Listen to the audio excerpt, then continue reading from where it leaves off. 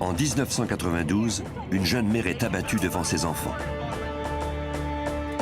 Les policiers se questionnent, mais ne trouvent aucune réponse à leurs interrogations. Jusqu'à ce que les membres de la famille finissent par leur fournir un indice troublant. Les policiers de l'État devront faire appel au service des agents fédéraux pour démêler un tissu de mensonges fait d'argent, de drogue et de meurtres, et ainsi découvrir l'identité des auteurs de ce crime atroce.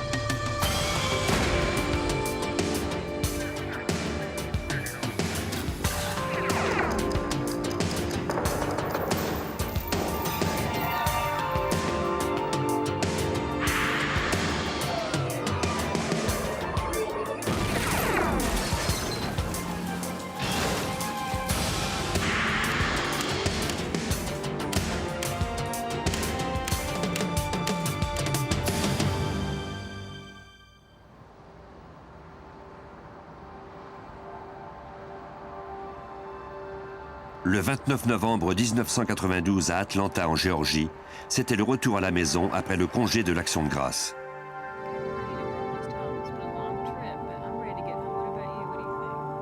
Sarah Tokars, 39 ans, et ses deux enfants avaient passé le week-end avec ses parents en Floride.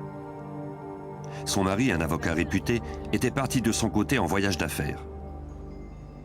Après 9 heures de route, la famille arriva sans encombre à sa maison de Marietta, en banlieue d'Atlanta.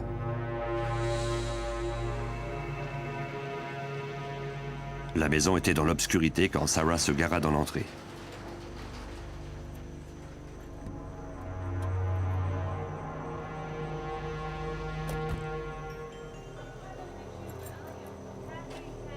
Mais elle n'était pas vide.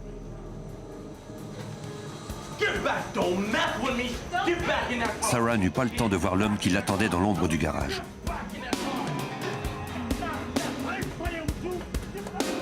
Il brandit une arme à feu et la força à remonter à bord de son Jeep. Elle était terrifiée.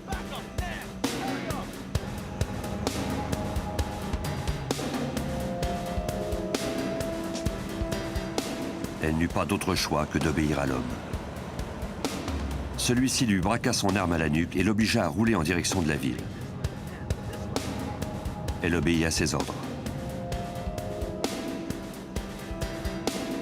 Ils arrivèrent bientôt dans un quartier désert où il lui ordonna de couper le moteur. Elle refusa. Elle le supplia de laisser ses enfants partir. Pour toute réponse, il lui tira dans la tête. Il saisit ensuite son sac à main et s'enfuit pendant que les enfants étaient toujours à bord et que le véhicule roulait toujours.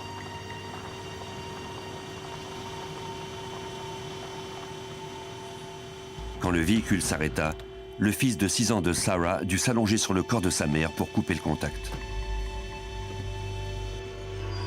Ensuite, il détacha la ceinture de son frère de 4 ans et ils coururent ensemble vers la maison la plus proche.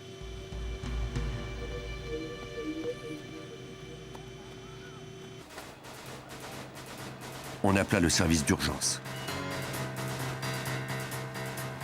La police de Cobb County dépêcha des agents sans perdre une minute.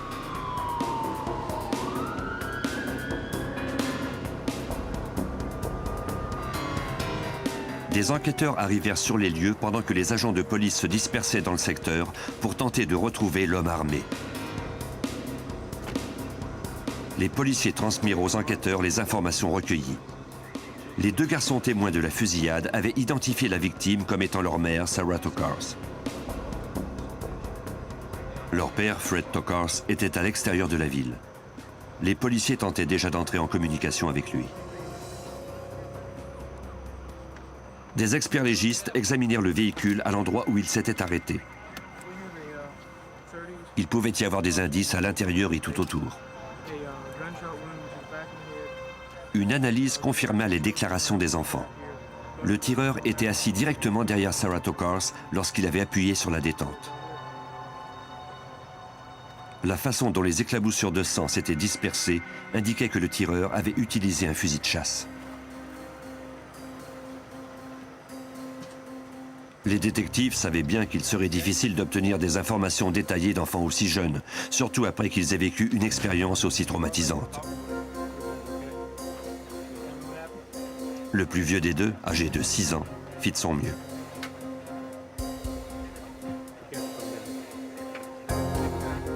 Il déclara que le meurtrier était un homme de race noire qui portait des jeans, un sweatshirt et un bonnet. Il ne peut fournir d'autres informations. Il ignorait de quel côté le meurtrier était parti après s'être emparé du sac à main de sa mère, mais il déclara que son arme ressemblait à un fusil de pirate, comme on en voyait à la télévision.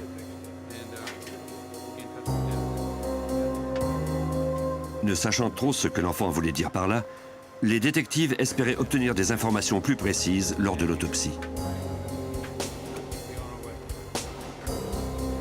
Ils confièrent les enfants à des membres de leur famille qui vivaient dans le secteur, le temps que leur père rentre et puisse s'en occuper.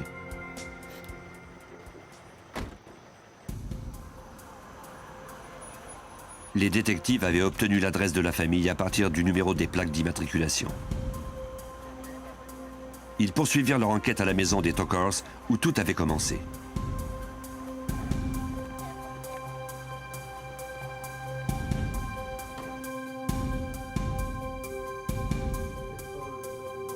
Dans le salon, ils trouvèrent par terre la tige qui aurait normalement dû bloquer la porte coulissante.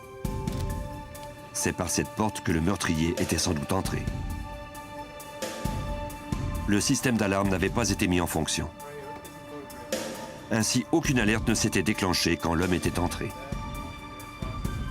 Peut-être était-il un voleur qui profitait de la négligence des propriétaires. Peut-être aussi avait-il été surpris par Sarah qui revenait à la maison. De toute façon, il n'avait laissé aucun indice derrière lui. Il n'y avait pas là de piste à suivre, selon le détective en chef Arthur Allred de la police de Cobb County.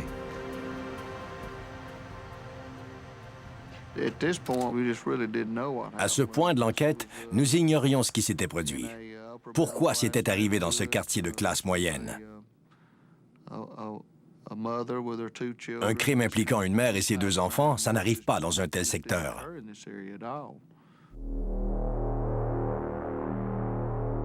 Le plus vieux des fils de Sarah aida un dessinateur judiciaire à dresser le portrait du meurtrier en le lui décrivant. On fit diffuser le portrait d'un homme noir, mince et portant un bonnet. Malheureusement, la description de l'enfant était trop vague pour susciter une piste.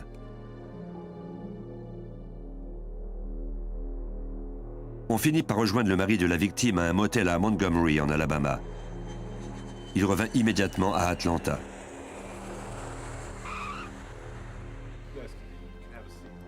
Cet avocat au criminel était conscient du fait qu'on en ferait un suspect dès le départ. Il rencontra d'ailleurs les autorités en présence de son avocat. Rapidement, on put valider son alibi, l'éliminer de la liste des suspects et suivre d'autres pistes plus intéressantes. Ainsi donc, Fred Tokars se trouvait en Alabama au moment du meurtre.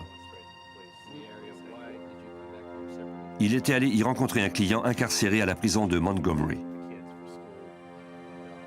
Ce mari, éploré par la perte de sa femme, assura à la police que sa relation avec Sarah était solide. Tokars était prêt à tout pour aider la police à retrouver le meurtrier. Il fallait maintenant espérer que le rapport du coroner apporterait des réponses. Les médecins légistes confirmèrent le fait que Sarah Tokars avait été tuée à l'aide d'un fusil de chasse. C'était le genre d'arme qui, tronçonné, pouvait faire penser à un fusil à silex de pirate du XVIIe siècle pour un enfant. On ne retrouva que de la bourre de plastique et de gros plombs dans le Jeep. Comme aucune douille n'avait été éjectée, il serait impossible de procéder à des analyses comparatives advenant qu'on trouve une arme suspecte. De plus, les experts n'avaient découvert ni cheveux de source inconnue, ni fibres ou empreintes digitales sur le corps et les vêtements de la victime. Le tueur anonyme n'avait rien laissé qui aurait aidé les enquêteurs à trouver son identité. Comme beaucoup d'autres membres de la communauté d'Atlanta, l'ancien assistant du procureur Buddy Parker fut stupéfait par ce meurtre.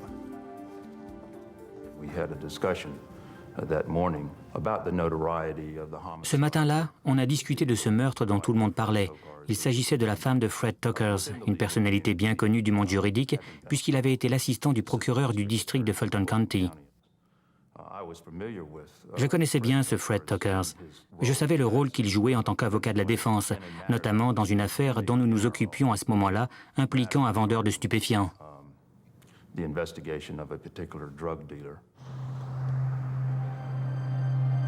L'exercice de sa profession d'avocat de la défense aux criminels avait mis Fred Tokars en relation avec plusieurs hommes accusés de divers crimes reliés aux stupéfiants. Un meurtre comme celui de Sarah Tokars n'avait sûrement pas de mobile simple ou évident. Il ne serait pas facile de venir à bout de cette affaire. Le lendemain, 2 femmes se rendirent au poste de police de Cobb County. La sœur et la cousine de Sarah Tokars voulaient montrer un dossier aux détectives. Sarah l'avait remis à sa sœur 3 ans plus tôt. Elle lui avait alors dit de le transmettre immédiatement à la police s'il venait à lui arriver un malheur. Le dossier contenait une copie des relevés bancaires de son mari. Les 2 femmes croyaient que ces documents avaient peut-être quelque chose à voir avec la tentative de Sarah d'obtenir le divorce de Fred. Contrairement à ce que Fred Tokars avait laissé croire aux policiers, son mariage n'était pas très solide. Sarah désirait divorcer, mais dès qu'elle abordait le sujet, il la menaçait de se servir de ses relations dans le monde de la justice pour obtenir la garde exclusive de leurs enfants. Sarah était prise au piège. Pour obtenir le divorce tout en conservant la garde de ses enfants, elle devait trouver une arme de dissuasion. Après une altercation avec son mari, elle avait secrètement copié certains des documents de Fred et les avait remis à sa sœur. Elle croyait que ces relevés prouvaient qu'il était impliqué dans des activités illégales. Si c'était le cas, c'était effectivement pour elle la seule façon de parvenir à ses fins en cours. Les enquêteurs examinèrent soigneusement le dossier. Peut-être leur permettrait-il de savoir si le meurtre de Sarah Tokars était le résultat d'un complot méticuleusement préparé. Les détectives de Cobb County appelèrent le bureau du FBI d'Atlanta pour leur demander de l'aide. Michael Twible se pencha sur l'affaire, résolu à déterminer si les relevés bancaires de Fred Tokars pouvaient être reliés au meurtre de quelque façon. La sœur et la cousine de Sarah avaient fourni les documents aux autorités de Cobb County, qui à leur tour sont entrés en contact avec nous. Ces documents démontraient que Fred Tokars s'était ouvert des comptes bancaires à l'étranger et qu'il avait mis sur pied des sociétés offshore.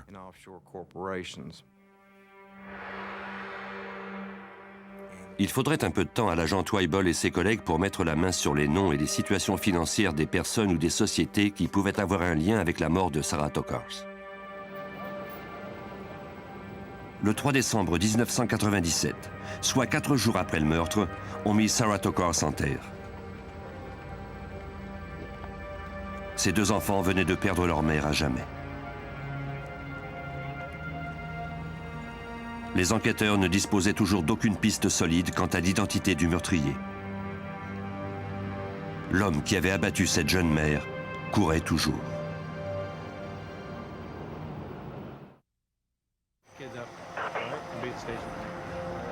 Tout juste après l'action de grâce 1997, le FBI et les enquêteurs de la police locale poursuivaient leurs recherches pour retrouver le tireur qui avait tué, en présence de ses 2 jeunes enfants, Sarah Tokars, la femme d'un avocat réputé d'Atlanta.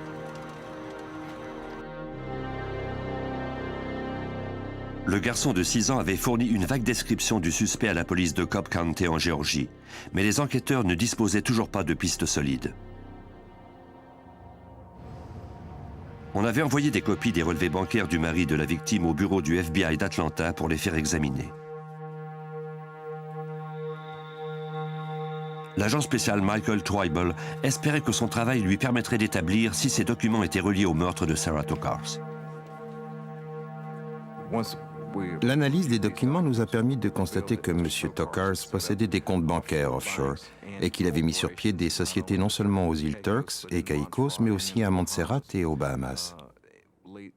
Ces documents montraient également qu'il avait ouvert de nombreuses sociétés prête-nom dans la région d'Atlanta, en Géorgie. Des prête-noms, ce sont des individus qui dirigent sur papier des sociétés fictives servant à blanchir de l'argent. Même si Fred Tokars n'avait jamais été accusé de blanchiment d'argent en tant que tel, il était expert en la matière. Buddy Parker, ancien assistant du procureur aux États-Unis, savait que Tokars n'était pas seulement un avocat réputé, mais également un comptable agréé.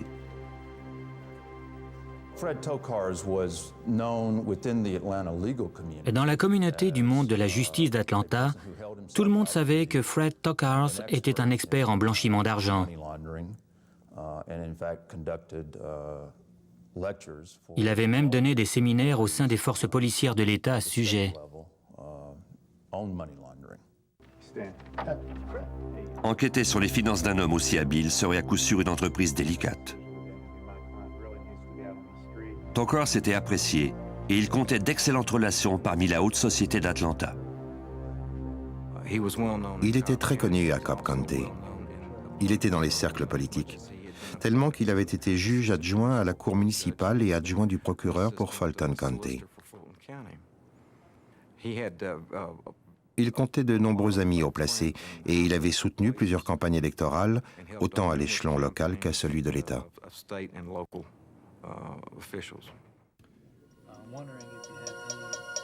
Les enquêteurs rencontrèrent de nouveau Tokars et son avocat.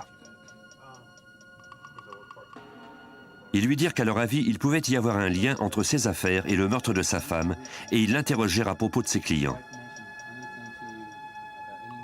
Fred Tokars reconnut que sa clientèle comptait de nombreux trafiquants de drogue violents qui évoluaient dans des cercles dangereux. L'un d'eux en particulier passait pour être l'un des plus gros fournisseurs de cocaïne de la région d'Atlanta.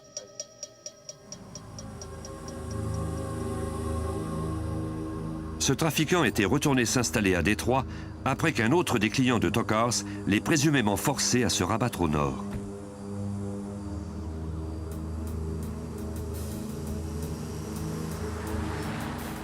Peu de temps après, il avait été abattu devant la maison de sa mère. L'arme du crime, un pistolet trouvé ultérieurement dans une ruelle adjacente, avait été acheté dans une armurerie du nord d'Atlanta. Tokars émit l'hypothèse que les autres membres du gang de ce trafiquant, ou encore ceux-là même qui l'avaient assassiné, avaient peut-être fait tuer Sarah pour lui envoyer un message de menace à lui. Les détectives obtinrent un mandat de perquisition du bureau de Tokars pour voir s'il y avait dans ses papiers quelque indice qui les conduirait au meurtrier.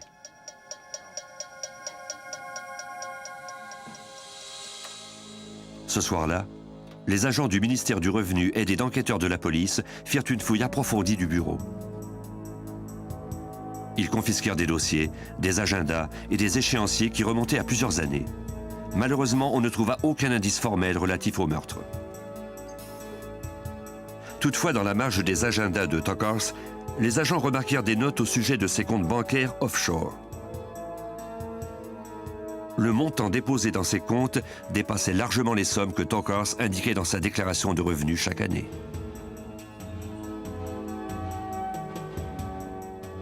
Fred Tokars semblait avoir fait usage de son expertise en matière de blanchiment d'argent pour son propre profit. Les autorités locales et fédérales rencontrèrent alors des représentants du bureau du procureur d'Atlanta. On soupçonnait Fred Tokars de s'adonner à beaucoup d'activités illégales en plus du blanchiment d'argent. Nous avions déjà relevé les opérations de blanchiment d'argent. Mais là, nous avons obtenu d'autres indications sur les opérations bancaires offshore. Avec ces documents en main, nous avions la conviction d'avoir assez de preuves pour ouvrir une enquête sur les opérations de Fred Tokars. Parker apprit alors qu'en août 1992, la brigade des stupéfiants avait arrêté un des clients de Tokars au cours d'un coup monté. Il s'appelait Anthony Brown. C'était, au dire de tous, un vendeur de cocaïne à Atlanta. La veille de son arrestation, des agents avaient intercepté un de ses messagers au Texas et saisi plus de 100 kilos de cocaïne. Dans le coffre de la voiture de Brown, les agents avaient trouvé 50 000 $ en liquide. Ils trouvèrent également des documents indiquant que Fred Tokars n'était pas seulement son avocat, mais qu'il avait également été le maître d'œuvre pour l'incorporation d'une boîte de nuit d'Atlanta au nom de Brown. Au service de police, on croyait que cette boîte de nuit n'était qu'une couverture pour blanchir l'argent du trafic de stupéfiants auquel participait Brown. L'agent Jeff Dahlman de la brigade des stupéfiants avait participé au coup monté pour arrêter Brown. Parker espérait que l'affaire du trafic de stupéfiants à laquelle avait participé Dahlman les aiderait dans l'enquête sur le meurtre. Le meurtre de Mme Tokars a eu pour effet de tourner les réflecteurs sur les agissements de Fred Tokars au cours des dernières années.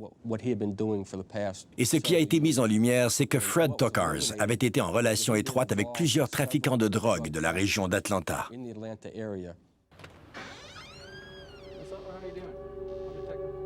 Mais jusqu'où allaient les relations de Tokars avec ces trafiquants? Les policiers interrogèrent de nouveau les voisins des Tokars pour s'assurer que rien ne leur avait échappé. Une amie proche de Sarah confirma que celle-ci voulait divorcer de son mari, mais qu'elle avait peur de lui. Peu de temps avant le meurtre, Sarah lui avait confié qu'elle avait trouvé des documents suspects dans les papiers de son mari. Selon cette voisine, Sarah croyait qu'il ne s'agissait pas simplement de relevés bancaires offshore, mais bien de preuves solides de ses activités criminelles. Une dizaine de jours avant de mourir, Sarah avait confié à son amie qu'elle en savait long sur Fred. Elle avait trouvé des documents qui démontraient qu'il fraudait le fisc. Elle avait l'intention de remettre ces informations aux autorités avant de demander le divorce. Si Sarah avait dit à son mari qu'elle disposait de ces preuves, cela pouvait l'avoir motivée à la tuer. Les enquêteurs apprirent également qu'un détective privé travaillait pour Tokars. Le détective admit que l'avocat l'avait engagé pour approcher des trafiquants de drogue et leur offrir de blanchir leur argent. Son nom figurait également avec celui de Tokars sur la liste des propriétaires d'une autre boîte de nuit d'Atlanta, selon l'agent Michael Twible. Nous avons découvert qu'il était le propriétaire d'une société. En fouillant davantage, nous avons appris qu'il était un prête-nom. Quand je dis prête-nom, je veux dire par là qu'il était la personne légalement responsable de ce club de nuit, alors qu'en fait, il n'en était rien.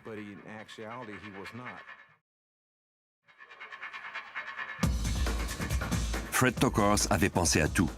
Selon le détective privé, Tokars courtisait les trafiquants de stupéfiants les plus connus comme Anthony Brown, des hommes qui avaient beaucoup d'argent, mais à qui il était impossible d'investir cet argent sans attirer l'attention du ministère du Revenu. Tokars étant un expert en blanchiment d'argent, il leur proposait ensuite de déposer leur fortune dans des comptes bancaires offshore ou d'investir dans des entreprises telles que des boîtes de nuit où les revenus étaient principalement en argent liquide. L'argent pouvait ensuite être réinvesti dans des institutions financières régulières.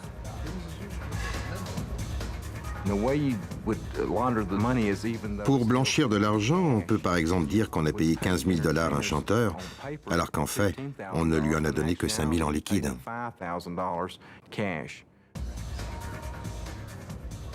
Tokars touchait des milliers de dollars à chaque transaction.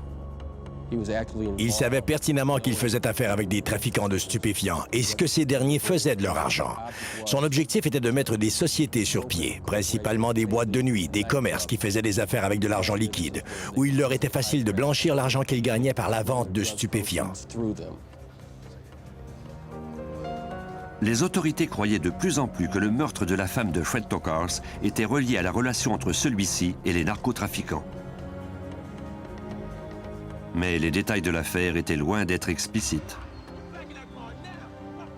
Plusieurs semaines après le meurtre de Sarah Tokars, l'homme capable de tuer une innocente femme en présence de ses enfants était toujours au large.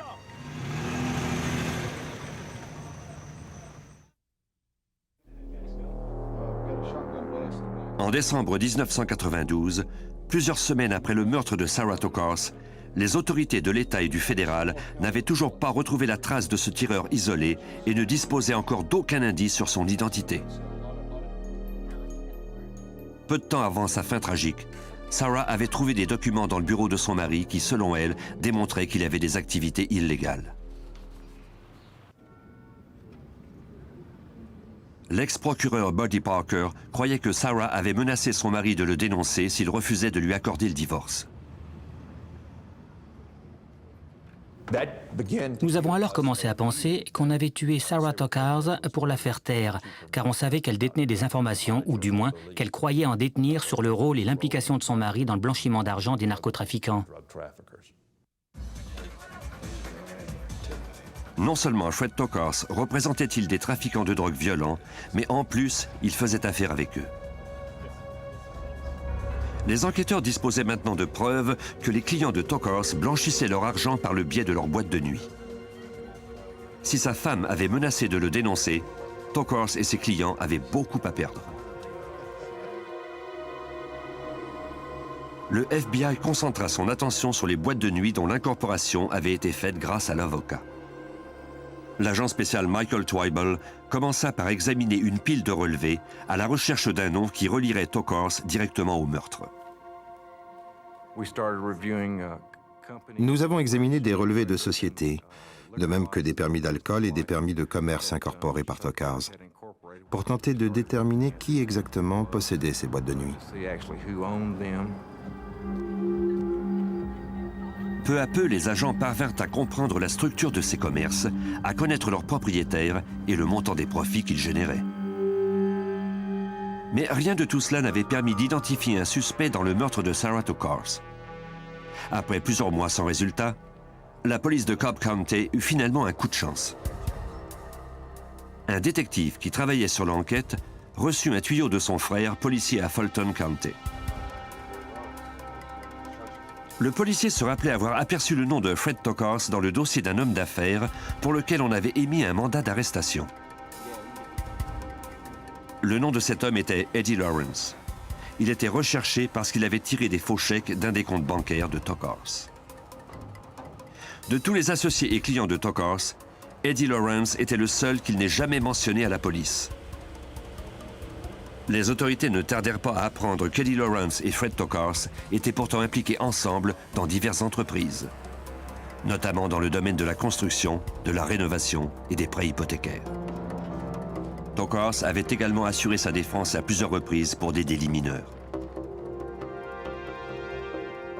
Cette piste était peut-être ténue, mais elle valait tout de même la peine d'être explorée. Grâce à Fred Tokars, Eddie Lawrence était en contact avec des personnes très influentes en ville. Eddie accompagnait Fred aux assemblées de collecte de fonds des partis politiques. Et tout d'un coup, Eddie est devenu un membre de cette haute société. Il avait des contacts avec tous ces gens-là. Il était très à l'aise lors des cocktails et autres réunions du genre. Il se mêlait à toutes les conversations. C'était la grande vie. Et tout ça grâce à Fred Tokars. Quelques jours plus tard, le jeune homme d'affaires accepta d'être interrogé par la police après qu'on eut découvert qu'il avait appelé Tokars à plusieurs reprises le jour du meurtre. Eddie Lawrence déclara qu'il faisait des affaires avec l'avocat depuis plus d'1 an et que tous ses appels avec lui concernaient leur travail. Il ne savait rien du meurtre de Sarah Tokars. Comme les détectives avaient arrêté Lawrence pour un faux chèque, ils durent le remettre en liberté sous caution. Les enquêteurs voulaient voir lequel des associés de Tokars montrerait des signes de nervosité en apprenant que la police enquêtait sur Lawrence. La tactique porta fruit. Un des informateurs secrets de la police appela alors.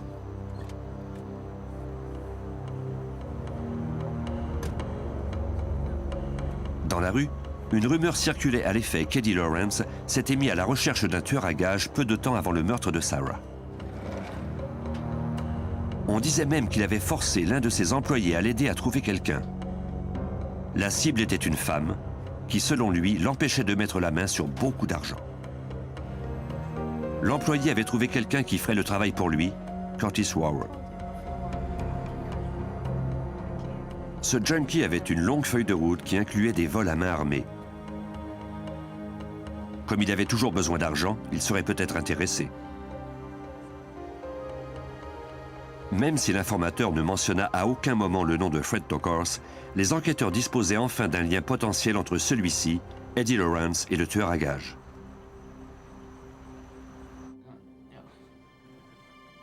Les détectives interrogèrent Eddie Lawrence de nouveau.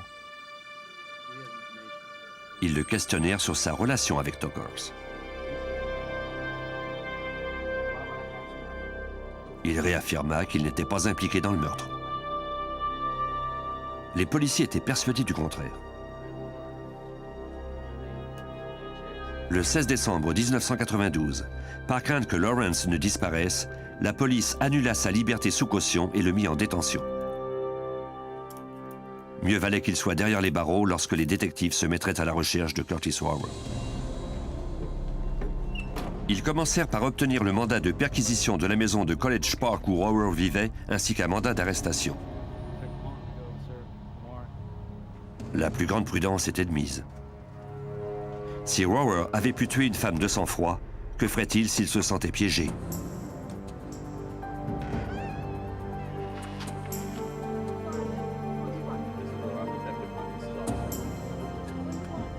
La femme qui ouvrit aux policiers déclara qu'elle ignorait si Rower s'y trouvait.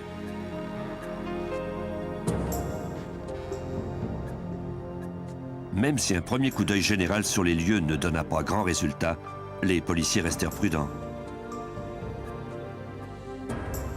L'un d'eux entendit alors du bruit provenir d'une chambre à coucher. Curtis, you're in the bed. Let me see your hands.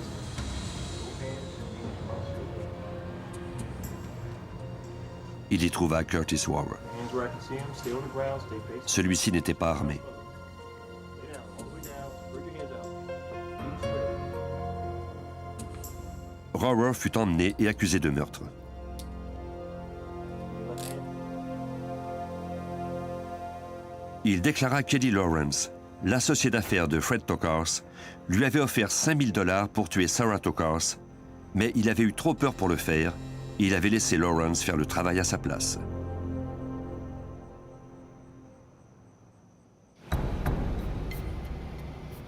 Rower reconnut toutefois que c'était lui qui avait enlevé la famille à bord du Jeep. Quand Sarah s'était arrêtée, dit-il, il avait été incapable d'appuyer sur la détente. C'est à ce moment qu'Eddie Lawrence était arrivé et lui avait hurlé de tirer. Lawrence s'était alors emparé du fusil et le coup était parti, tuant ainsi Sarah Tokars. Par la suite, les deux hommes s'étaient enfuis à bord de la voiture de Lawrence.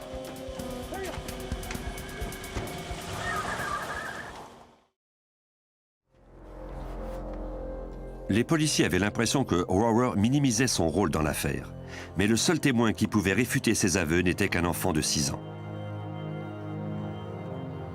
Celui-ci n'avait jamais parlé de deux individus. L'enfant serait forcé d'identifier l'homme qui avait terrorisé sa famille lors d'une séance d'identification, à moins qu'Eddie Lawrence ne corrobore les déclarations de Rower. Les autorités accusèrent Eddie Lawrence de complot de meurtre, mais celui-ci refusa de confirmer ou de nier la déposition de Rower.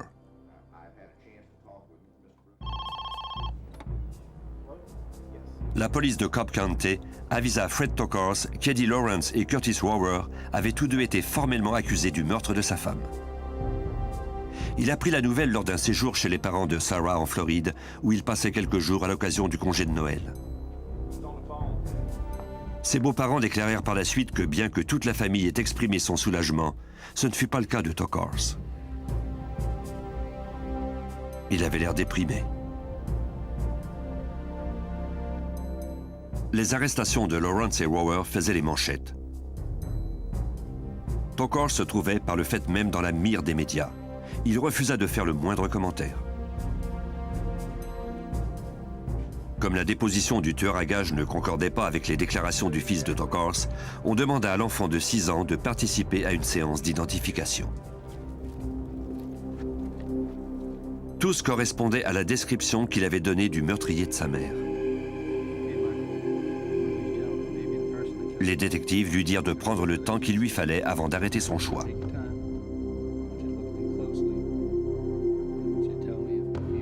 Mais ce fut inutile. L'enfant était trop jeune ou alors il avait eu trop peur pour se rappeler le visage du tueur. Quand on tenta de joindre Fred Tokars en Floride pour le mettre au courant, il avait disparu. Fred avait quitté sa belle famille pour retourner à son hôtel. Personne n'avait eu de ses nouvelles depuis. Le lendemain matin, ils l'ont appelé pour le réveiller, mais n'ont eu aucune réponse.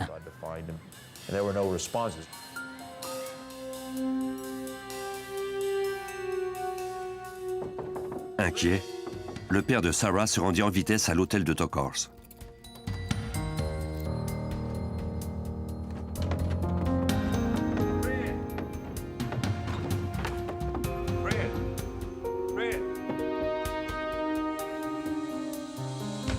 Celui-ci avait avalé une poignée de somnifères à l'aide d'une bière.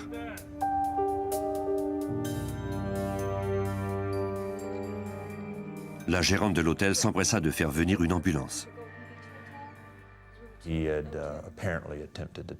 Apparemment, il a tenté de s'enlever la vie après avoir entendu dire qu'Eddie Lawrence, son associé, avait été arrêté pour le meurtre de sa femme.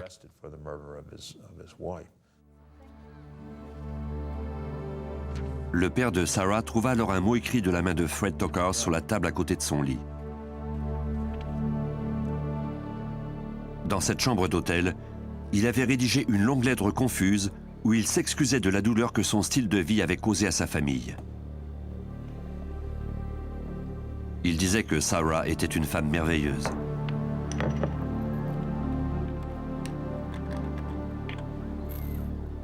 Après avoir rédigé cette lettre la veille de Noël, Fred Tokars avait avalé une poignée de somnifères pour mettre fin à ses jours.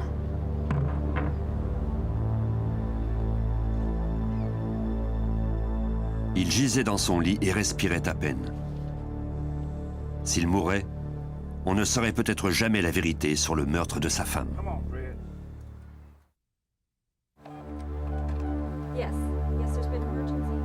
À la fin de décembre 1992, Fred Tokars, l'avocat réputé d'Atlanta soupçonné d'avoir comploté de tuer sa femme, gisait dans son lit d'un hôtel de Floride après avoir avalé des somnifères.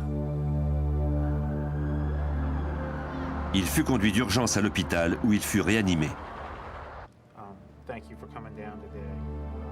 Quand on lui donna congé, il tint une conférence de presse. Il déclara au public qu'il traversait une période dépressive et que les médias lui rendaient la vie difficile. Il ajouta qu'il avait choisi de s'installer en Floride pour échapper à l'attention des journalistes. Mais il croyait que justice serait bientôt faite.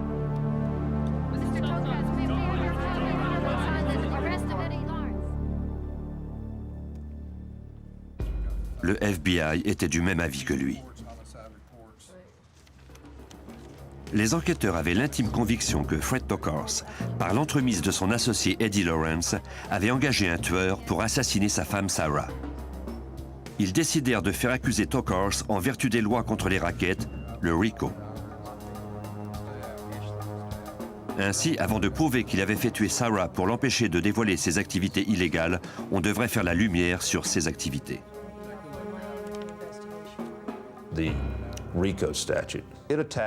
Le RICO s'attaque essentiellement à la conspiration de plusieurs individus qui commettent, parfois isolément, toutes sortes de crimes qui contribuent au profit du groupe criminel, lui permettant de continuer à exister et à être lucratif.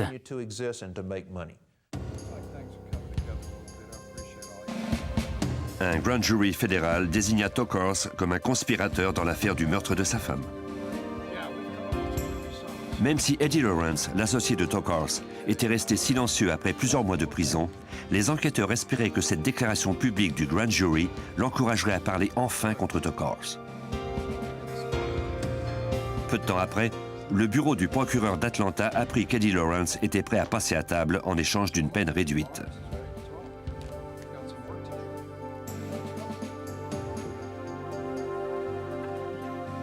Pour cette déposition tant attendue, les enquêteurs trouvèrent un endroit isolé en Géorgie qui serait surveillé du haut des airs par hélicoptère. L'agent Jeff Dalman de la brigade des stupéfiants faisait partie de l'équipe qui devait s'assurer que tout irait bien. Nous nous sommes rendus sur les lieux avant l'arrivée de Lawrence. Nous avions tenu cet endroit top secret. Les seules personnes qui savaient où nous le gardions étaient les gens du service de police de Cobb County.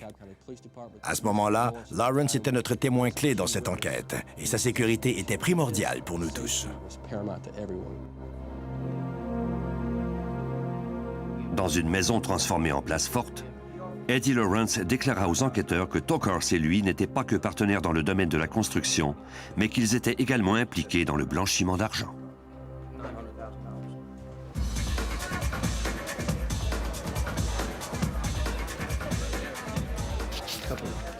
Lawrence raconta en détail à l'agent du FBI Michael Twible comment leur système fonctionnait.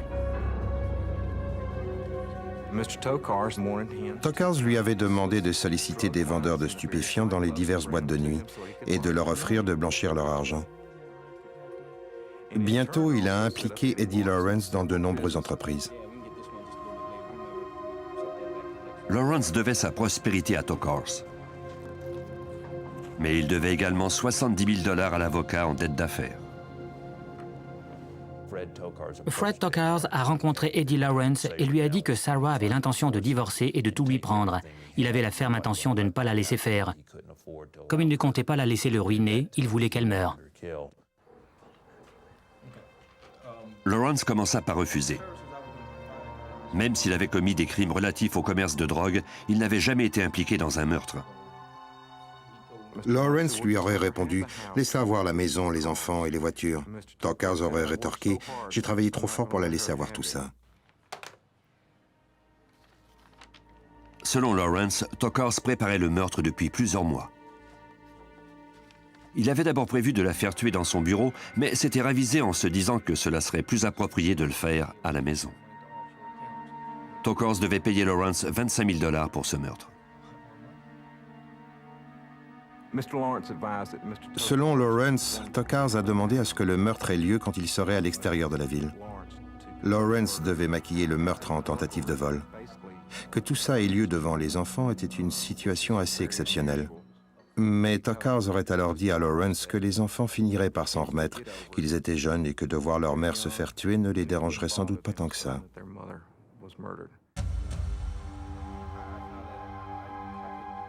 Lawrence reconnut qu'il était incapable de tuer une innocente femme et que c'était pour ça qu'il avait engagé Curtis Rower. Après que celui-ci eut tué Sarah Tokars, Lawrence l'éloigna de la scène.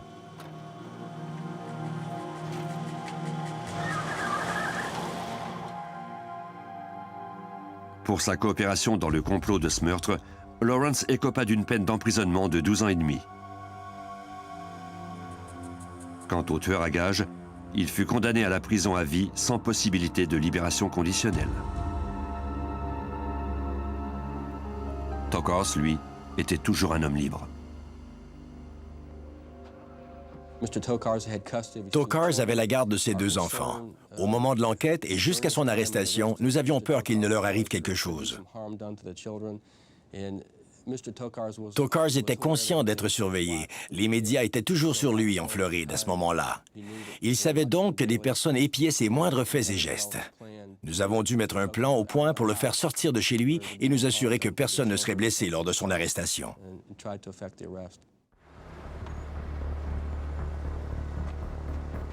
Comme Tokars détestait tout ce qui avait trait aux médias, les agents firent semblant d'être des journalistes dans l'espoir de l'attirer à l'extérieur et d'obtenir une réaction de sa part. Notre plan, c'était que Tokars sorte de chez lui et qu'il vienne nous parler, ce qu'il avait déjà fait avec d'autres personnes garées devant chez lui. Cela a fonctionné. Il a descendu les escaliers et appelé la police.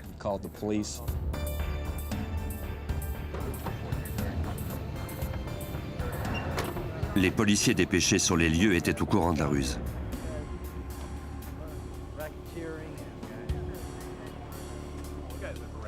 Quand Fred Tokars sortit de chez lui pour porter plainte,